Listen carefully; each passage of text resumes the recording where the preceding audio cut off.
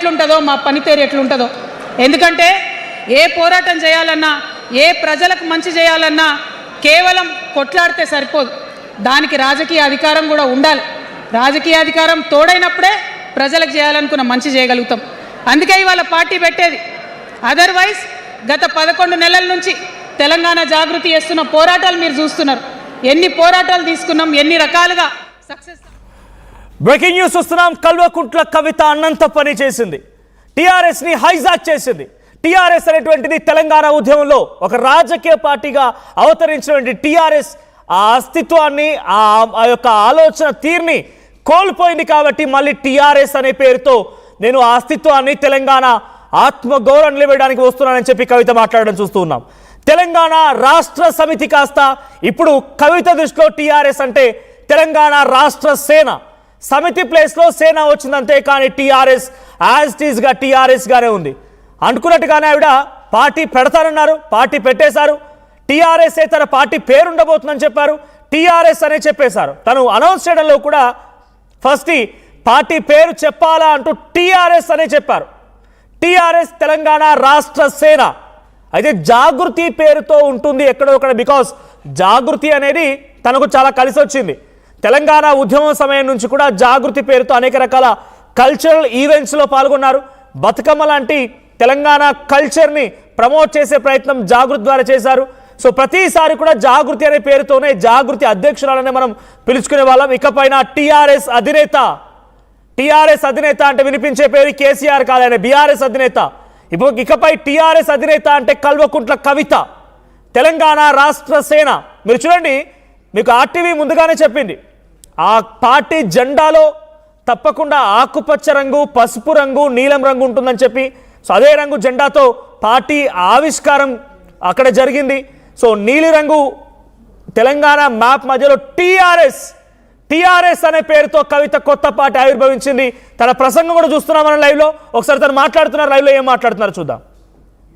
అది రైతాంగ సాయుధ పోరాటం కావచ్చు, ముల్కీ ఉద్యమం 1952 కావచ్చు, 1969లో తెలంగాణ ఉద్యమం కావచ్చు, తర్వాత వచ్చినటువంటి నక్సలైట్ ఉద్యమం కావచ్చు, అనేక సామాజిక ఉద్యమాలు, ఎందరో మంది మహానుభావులు, ప్రొఫెసర్ జయశంకర్ గారి దగ్గర నుంచి మొదలు పెడితే చాక లైలమ్మ గారు, దొడ్డి కొమరయ్య గారు, ఆరుట్ల కమలాదేవి గారు, రావి నారాయణ రెడ్డి గారు, సురవరం ప్రతాప్ రెడ్డి గారు, దాశరథి గారు, కాళోజీ గారు, నక్సలైట్ ఉద్యమంలో గద్దరన్న గారు, గణపతి గారు, మారోజు వీరన్న గారు, సాంబశివుడు గారు, ఇట్లా అనేక మంది పోరాటం చేస్తే అంతో ఇంతో సమానత్వం ఇప్పుడు వచ్చింది.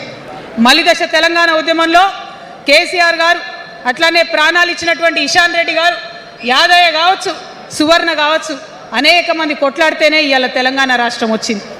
వీరికన్నా ముందు మరి మీ అందరికీ తెలుసు, సమ్మక్క సారలమ్మ దగ్గర నుంచి మన దగ్గర సామాజిక ఉద్యమాలు నడిచినాయి.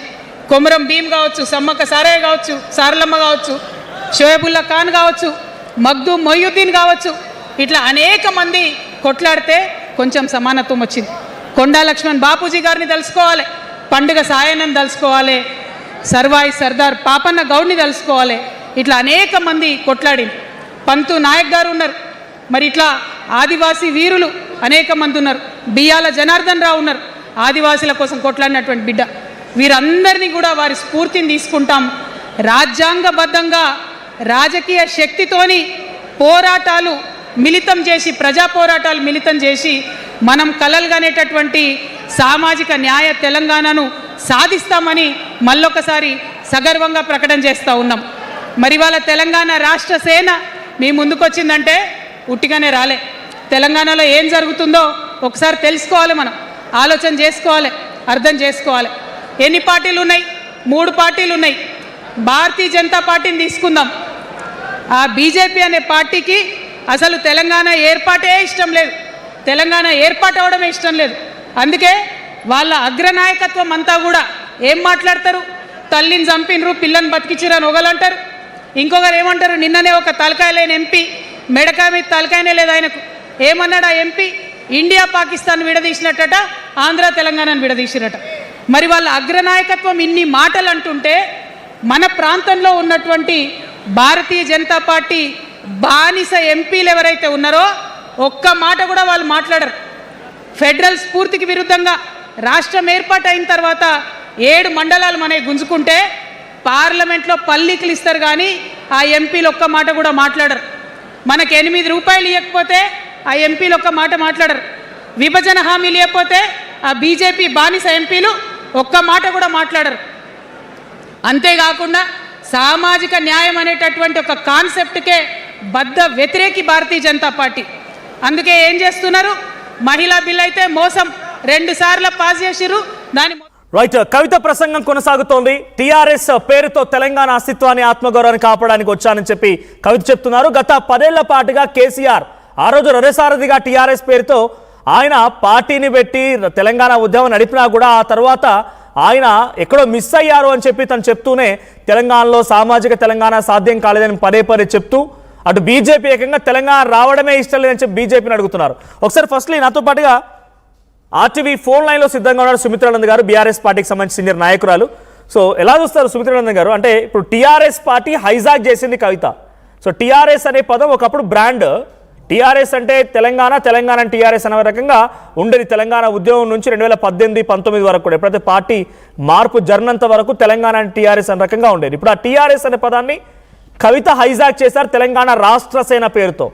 సో ఇప్పుడు బీఆర్ఎస్ పార్టీపై ఎటువంటి ప్రభావం ఉండబోతోంది? తెలంగాణ అస్తిత్వాన్ని మీరు కోల్పోయారు కాబట్టే నేను దాన్ని ఆ హక్కున చేర్చుకున్నాను, నేను కాపాడుతానంటున్నారు కవిత. ఒక్కటి స్పష్టమండి మనోజ్ గారు ఒక్కటి స్పష్టం. ఏదైతే తాను టిఆర్ఎస్ అనే పేరును తీసుకున్నారో, హైజాక్ అని మీరు అంటున్నారో, అది తీసుకోవడం వల్లనే ఆమె స్వతంత్రంగా ఆలోచించడం లేదు, స్వతంత్రంగా సొంతగా తెలంగాణ ప్రజల్ని మెప్పించలేకపోతున్నాను పోతను అనేటువంటి ఒక అపనమ్మకం ఆమెలో ఉన్నట్టు స్పష్టంగా కనిపిస్తా ఉందండి. ఈ పేరుతోనే తెలంగాణ టిఆర్ఎస్ అనే పేరు, తెలంగాణ రాష్ట్ర సేన అనే పేరు ఆమె తీసుకోవడంతోనే అది క్లియర్ అయింది. ఏదైతే కొత్తగా వస్తున్నానని తాను ప్రకటిస్తూ